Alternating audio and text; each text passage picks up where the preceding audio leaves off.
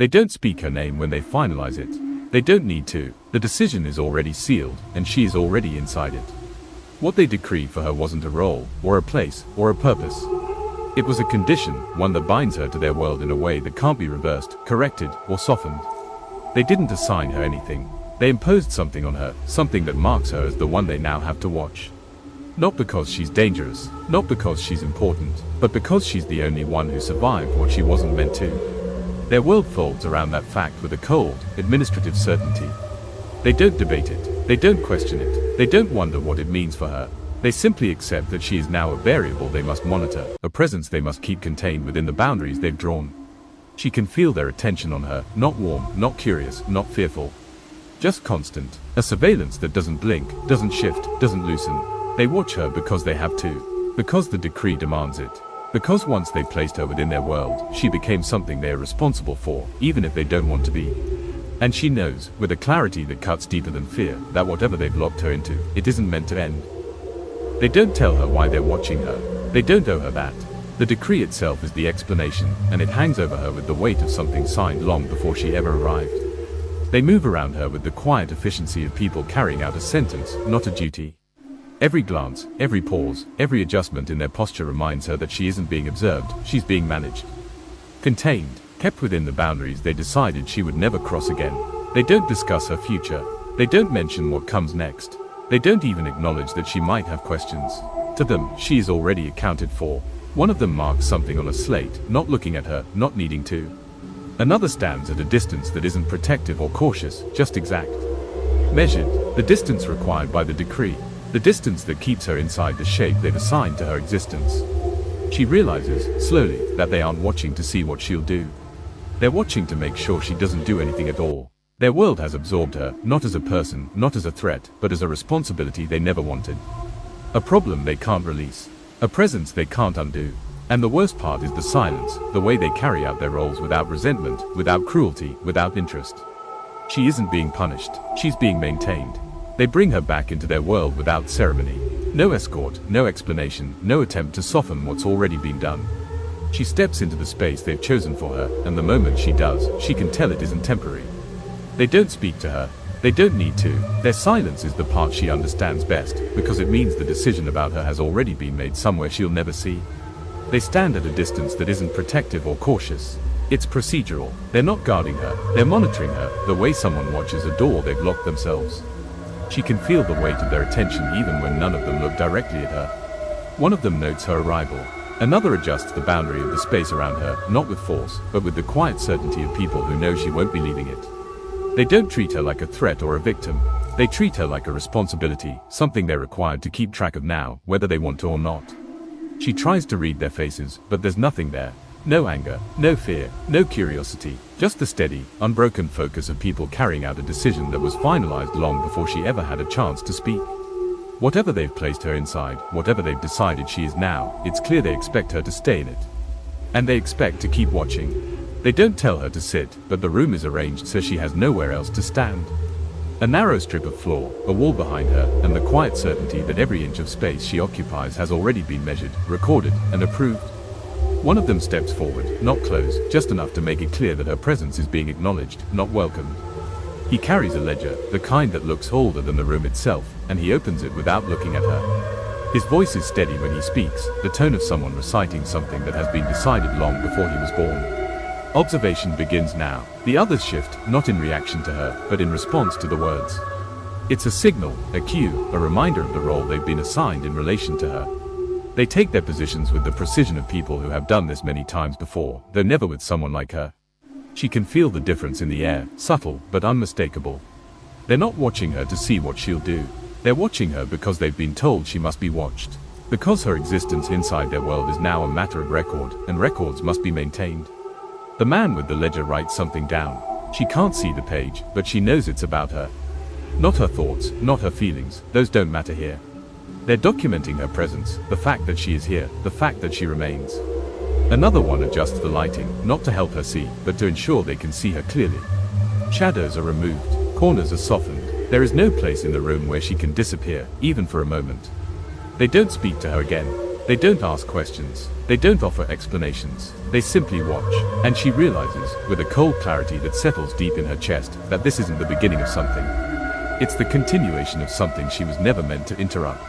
The three covens return to their duties the moment she is placed. There is no pause, no adjustment, no discussion about her presence. Their world runs on routine, and she is now part of that routine, not as a participant, but as something that must be accounted for. The first coven resumes their ledgers, their calculations, their quiet exchanges of information. Every so often, one of them glances toward her, not out of curiosity but obligation. A mark is added to a page. A notation is made. Her compliance is recorded with the same tone they use to track weather or time. The second coven moves through the room with practiced precision, tending to their tasks with the calmer people who have done this for years. They don't look at her unless required. When they do, it's brief, a confirmation that she remains where she should be, doing nothing she shouldn't. Their eyes hold no threat, no warmth, no interest. Just the knowledge that if she steps out of line, the consequence is already written and irreversible. The third coven works in silence, their focus unbroken. They handle the deeper matters of their world, the ones she will never be allowed to understand. But even they have a role in her oversight. A single member breaks from their work at intervals, documenting her posture, her stillness, her compliance. The report is added to a growing archive that she will never see. None of them speak to her, none of them warn her, none of them remind her of the consequence. They don't need to, she knows, and because she knows, she stays exactly where they placed her, still, silent, compliant. Not out of fear, but out of certainty. There is no in-between, no appeal, no second chance. Their world does not negotiate. The covens continue their work seamlessly, her presence threaded into the duties like a line of ink that must be rewritten every hour. She is not the center of their world. She is not even a disruption. She is now a responsibility, now a requirement, a condition they must maintain. And they do, without hesitation, without emotion, without ever slowing down. The covens settle into their rhythm as if she has always been part of it. Their tasks resume with the same steady pace, each group moving through its responsibilities without acknowledging the others. The only thing they share is the obligation to keep track of her. The first coven handles the records. Every hour, one of them updates her status with the same tone they use for everything else, precise, unemotional, final. They never look up long enough for her to read their faces. They don't need to. The job is to document, not interpret. The second coven manages the routines that keep their world running. They move past her often, never close enough to invite interaction, never far enough to lose sight of her. When they pause, it's only to confirm she remains compliant. A single nod between them is all it takes to mark her as accounted for. The third coven oversees the decisions that affect the rest. They rarely approach her directly, but their influence is everywhere. Their reports on her are shorter than the others, brief confirmations that she has followed every instruction, made no attempt to step outside her place, and given them no reason to enforce the consequence she already understands too well. None of them remind her what happens if she disobeys. They don't have to. The rule is absolute, and she carries it with her like a shadow. She doesn't speak. She doesn't move unless directed. She doesn't test the limits they've set. Her compliance becomes another part of their routine, something they expect, something they rely on. The covens work. She stays where they placed her, and the day continues exactly as they intend, orderly, controlled, and without interruption. Her presence is not a disruption. It is a responsibility, one they will maintain for as long as she remains alive. The worker covens don't slow down when the vampire's decree reaches them. They don't react at all. Orders from above aren't discussed, they're executed. And she is now one of those orders. The werewolves take the first shift. They move with the blunt efficiency of people who have never been allowed to make a decision in their lives. They check her placement, confirm her compliance, and file the report upward. No emotion, no hesitation, no acknowledgement that she's a person. The witches take over next. Their work is quieter, but just as rigid. They log her status, update the records, and send their confirmation to the same place all orders go, the vampire's domain. They don't look at her long enough to form an opinion. Opinions aren't part of the job. The vampires rarely appear. They don't need to. Their authority is the air these covens breathe. Every action the worker covens take is shaped by the knowledge that the vampire's word is final. No negotiation, no appeal, no mercy. If she steps out of line, the covens won't argue. They won't warn her. They'll simply carry out the consequence they've been trained to enforce. Death. Immediate. Unquestioned. So she complies. Not because she's afraid. Fear would require space to think. She complies because the vampire's decree leaves no alternative. The coven's routines leave no gaps. The system leaves no escape. The worker covens return to their duties, weaving her monitoring into the daily tasks with the same rhythm they use for everything else. She becomes another item on their list, checked, logged, reported. The vampires don't need to watch her. Their world watches for them. The update from the vampires reaches the covens without delay. It isn't a request. It isn't a discussion. It's a directive, final, sealed, unquestionable. The worker covens move first. They always do. The werewolves check her placement, confirm her compliance, and log the report with the same mechanical precision they use for every task. They don't think about it. They don't interpret it. They execute. The witches follow, their shift overlapping by design. They review the werewolves' notes, add their own confirmations, and send the combined report upward. Their movements are quiet, exact, and stripped of anything human. She is a task, a requirement, a line item. Only after the worker covens finish do the mid-tier covens step forward, the top witches and top werewolves. They don't outrank the vampires, not even close, but they are allowed something the workers aren't, an opinion. Not a say, not influence, just an observation the vampires may or may not acknowledge. They review her status with a different kind of attention, not softer, not kinder, just more aware. They note how she stands, how she complies, how she doesn't test a single boundary.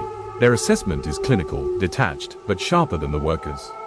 Their opinion is recorded separately, not because it matters, but because the vampires require it. When their report is sent upward, the room shifts back into its rhythm.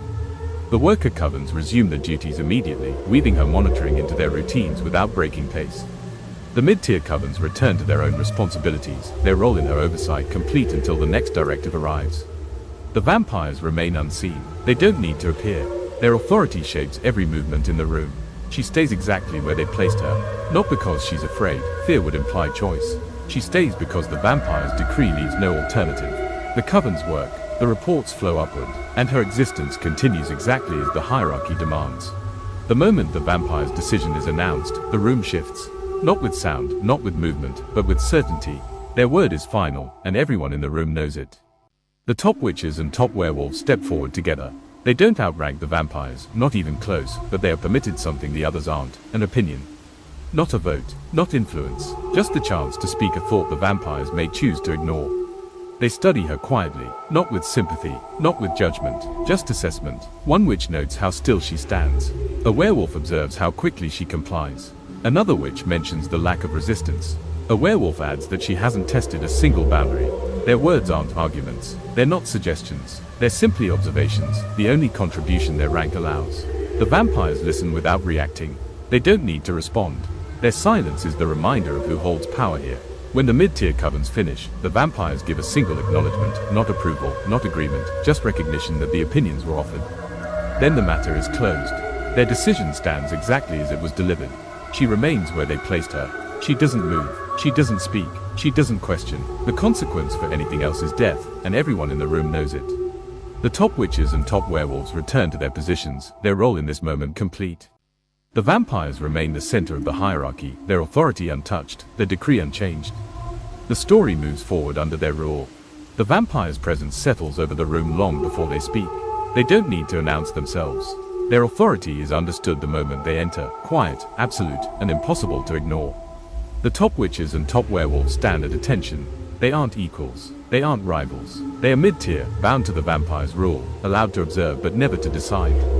Their opinions exist only because the vampires permit them. The vampires look at the girl first. Not with curiosity, not with interest, just recognition, the kind that marks her as something already claimed, already judged, already placed within a fate she didn't choose. One of the witches speaks, offering the first opinion. She remains compliant. A werewolf adds, no deviation, no hesitation. Another witch, she understands the consequence. Their voices are steady, factual. They aren't trying to influence anything. They're fulfilling the only role they're allowed, to witness and report what they see. The vampires listen without expression. Their silence is heavier than any threat. It makes the mid-tier fall quiet instantly, as if even speaking further would overstep the boundary of what they're permitted. The vampires shift their attention back to the girl. They don't question her, they don't warn her, they don't explain what comes next. The decisions are not shared. They are delivered. One of them gives a single nod, small, final, enough to seal whatever judgment they've made. The mid-tier covens bow their heads in acknowledgement. The matter is settled. The vampire's will stands. The girl doesn't move. She doesn't speak. She doesn't look away. She knows the hierarchy. She knows the consequence. She knows there is no path except the one they decide for her. The vampires turn, their presence leaving the room as sharply as it arrived. The mid-tier covens remain still until the last trace of authority fades, then return to their positions, not relaxed, not relieved, simply back to the roles they were created to fill. The story moves forward under the vampire's rule, and she remains exactly where they placed her. The vampires do not leave the room entirely. They withdraw only far enough to speak among themselves, their voices low, controlled, and impossible to read. The mid-tier covens remain still, waiting for whatever comes next. They know better than to interrupt. Even their opinions, permitted moments ago, are worthless now. The girl keeps her eyes forward. She doesn't shift, she doesn't breathe too deeply. She knows the vampires aren't finished with her. Their decisions never end with a single nod. Their decrees unfold in stages, each one colder than the last. One of the vampires steps forward again. The mid-tier covens straighten immediately, not out of respect, but out of survival. The vampire doesn't look at them. Their presence alone is enough to silence every thought in the room. Their attention settles on the girl, not with curiosity, not with interest, just evaluation, the kind that decides whether she continues to exist. A witch speaks first, offering the only thing she's allowed. She remains steady. A werewolf adds, no signs of resistance. Their voices are careful, measured. They know the vampires don't need their input, but they also know withholding it would be seen as negligence. Their opinions are not influence, they are obligation. The vampire listens without expression. Then they speak a single sentence. Her status will advance. The words hit harder than any threat. The mid-tier covens exchange a brief, silent glance, not questioning, not doubting, just acknowledging the weight of what has been declared. Advancement under the vampires is never a reward. It is a deeper level of control, a tighter hold, a step further into a fate she cannot escape. The girl doesn't react. She can't. Any movement could be misread. The vampires turn away again, already discussing the next phase of her placement. The mid-tier covens remain where they are, waiting for instructions that will determine how they must adjust around her new status. She stands in the center of their hierarchy, not as someone chosen, but as someone claimed, and the vampires have made it clear that whatever comes next will be even less forgiving. The moment the vampires step back, the room doesn't relax. The mid-tier covens don't breathe easier. Their rank doesn't allow relief. It only allows reaction, controlled, quiet, and always beneath the vampire's authority. The top witches are the first to shift, not physically, but in focus. Their attention sharpens on the girl, recalibrating around the vampire's declaration. Her status will advance isn't a simple order. It's a shift in responsibility, one that now falls directly on them. They exchange brief glances, not questioning the decree, but aligning themselves with it. Their role is to interpret what the vampires expect next, not to decide it. They speak in low, measured tones, each word chosen carefully to avoid overstepping. She'll need closer oversight, one witch says. Closer, but not intrusive, another adds. The vampires didn't authorize contact. The top werewolves listen, absorbing every word. Their reactions are quieter, but heavier. They understand the weight of advancement better than anyone. It means the girl is no longer a simple placement. She is now a point of interest, not to them, but to the vampires. And anything that interests the vampires becomes a risk for everyone beneath them. One werewolf finally speaks. She understands the consequence. That will help. Another replies, it won't matter if she falters. They fall silent again, not out of fear, out of discipline. Their rank allows opinions, but not emotion, not speculation, not doubt. The witches and werewolves stand together, united only by the hierarchy that binds them. They don't debate the decree. They don't question why the vampires advanced her status. They simply adjust themselves around the new reality. Their posture changes. Their attention narrows. Their awareness of her becomes sharper, colder, more exact. She remains still, exactly where the vampires left her. The mid-tier covens watch her with a new kind of scrutiny, not hostile, not curious, but precise. Advancement means she is now part of something larger, something the mid-tier must support without ever fully understanding. They don't speak to her. They don't approach her. They don't offer reassurance. Their role is to uphold the vampire's will, and the vampires have made it clear. The girl's path is tightening, and the covens must tighten with it. The hierarchy holds, colder than before. The mid-tier covens remain in place long after the vampires withdraw. None of them speak at first. They're not waiting for permission, they're waiting for certainty. The vampires' decisions always carry layers, and the mid-tier must understand how to position themselves beneath each one. The witches are the first to move. Their attention shifts toward the girl with a new kind of calculation. Advancement means she is no longer a simple placement. She is now tied to a level of oversight that demands precision from them. Not involvement, not guidance, just exactness. One witch breaks the silence. She'll be watched differently now.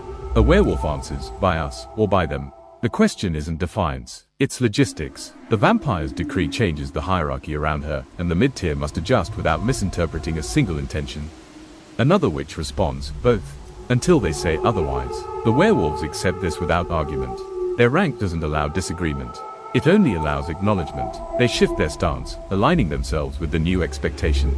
Their focus sharpens, not out of interest in the girl, but out of obligation to the vampire's will. The witches continue quietly, their voices low and controlled. She understands the consequence. That will keep her steady. A werewolf replies, steady isn't enough anymore. The words settle heavily between them. Advancement means the vampires see something in her, not value, not potential, but relevance. And relevance under the royal coven is dangerous. It means she is now part of something the mid-tier must support without ever being allowed to understand. The witches and werewolves fall silent again, recalibrating around the new reality. Their roles haven't changed, but the weight of them has. They must watch her more closely now. Not to protect her, not to guide her, but to ensure she remains aligned with whatever the vampires have planned. The girl doesn't move, she doesn't speak, she doesn't look at any of them. She knows the hierarchy, she knows the consequence, she knows advancement is not mercy, it's a deeper level of control. The mid-tier covens stand together, united only by the vampire's authority. Their reactions are quiet, disciplined, and merciless in their own way.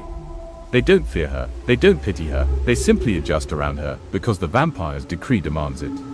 And the day shifts forward under that new, colder alignment. The mid-tier covens remain where they are, still adjusting to the weight of the vampire's decision. Advancement changes everything for them. Not their authority, because they have none, but their responsibility. The vampire's interest turns the girl into something they must watch with a precision that leaves no room for error. The witches speak first, their voices low and controlled. She'll need to be kept within sight at all times. A werewolf answers, not restrained, just observed. Another witch adds, the vampires didn't authorize intervention. Their words are careful, every sentence is shaped around what they know the vampires expect: obedience, accuracy, silence. They aren't discussing her fate. They're aligning themselves with it. The girl doesn't move, she stands exactly where the vampires left her, her stillness becoming part of the room's order. She knows advancement isn't a step upward. It's a tightening of the hierarchy around her, a deeper claim, a closer hold. The werewolves shift their stance, subtle but deliberate. They're preparing for the new level of oversight, the kind that requires constant attention without ever crossing into action. They don't fear her, they fear misreading the vampire's intent. The witches fall quiet again, their focus narrowing. They study her with the same cold precision they use for every decree the vampires deliver. Not because she matters to them, but because the vampire's interest makes her impossible to ignore. The room settles into a new rhythm, tighter, colder, more exact. The mid-tier covens stand aligned. The girl remains compliant. The vampire's decree hangs over all of them, final and unchallenged. No one speaks again, no one moves out of turn. No one questions what comes next. The hierarchy holds, and the girl is left standing in the center of a world that has already decided her future, one she will have to survive under the vampire's absolute rule.